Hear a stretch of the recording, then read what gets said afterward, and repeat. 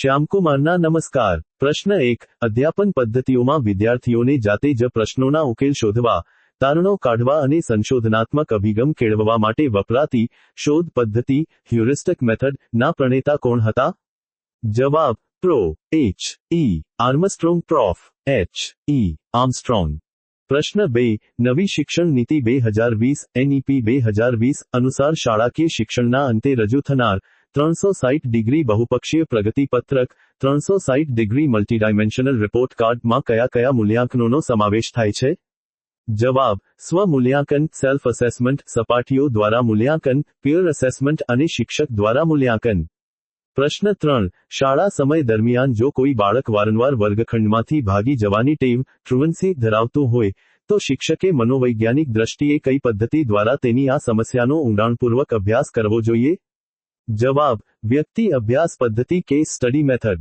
પ્રશ્ન 4 શિક્ષણનો અધિકાર અધિનિયમ આરટીઈ એક્ટ 2009 ની કલમ 21 મુજબ દરેક સરકારી અને અનુદાનિત શાળામાં રચવામાં આવતી શાળા વ્યવસ્થાપન સમિતિ એસએમસી માં વાલીઓની અનામત ટકાવારી અને મહિલા સભ્યોનું પ્રમાણ કેટલું હોવું ફરજિયાત છે? જવાબ 75% વાલીઓ પૂર્ણ ભાગ અને તેમાંથી 50% મહિલા સભ્યો હોવા ફરજિયાત છે। પ્રશ્ન 5 જ્યારે બાળકના ભૂતકાળમાં શીખેલા જ્ઞાન કે કૌશલ્યનો ઉપયોગ નવી પરિસ્થિતિ કે નવું કૌશલ્ય શીખવામાં સહેજ પણ મદદરૂપ કે બાધક ન બને એટલે કે કોઈ જ અસર ન થાય ત્યારે તેને કયા પ્રકારનું અધ્યયન સંક્રમણ કહેવાય? જવાબ શૂન્ય સંક્રમણ ઝીરો ટ્રાન્સફર ઓફ લર્નિંગ। પ્રશ્ન 6 જે કસોટીમાં પ્રશ્નોના ઉત્તરો કોઈ ચોક્કસ વિકલ્પ પસંદ કરીને 1-2 શબ્દોમાં કે આકૃતિ દ્વારા આપવાના હોય અને તપાસનાર બદલાય છતાં ગુણ સમાન રહે તેને કેવા પ્રકારની કસોટી કહેવાય છે? જવાબ વસ્તુલક્ષી કસોટી ઓબ્જેક્ટિવ ટેસ્ટ। પ્રશ્ન 7 સ્વિસ મનોવૈજ્ઞાનિક જ્યોર્જ વુલ્ફગેંગ કોહલર અને કોફકા દ્વારા રજૂ કરવામાં આવેલા આંતરસૂઝ દ્વારા અધ્યયન અનસાઇટ લર્નિંગ ના પ્રયોગો કયા પ્રાણી પર કરવામાં આવ્યા હતા? જવાબ સુલતાન નામના ચિમ્પાન્ઝી વાંદરા પર।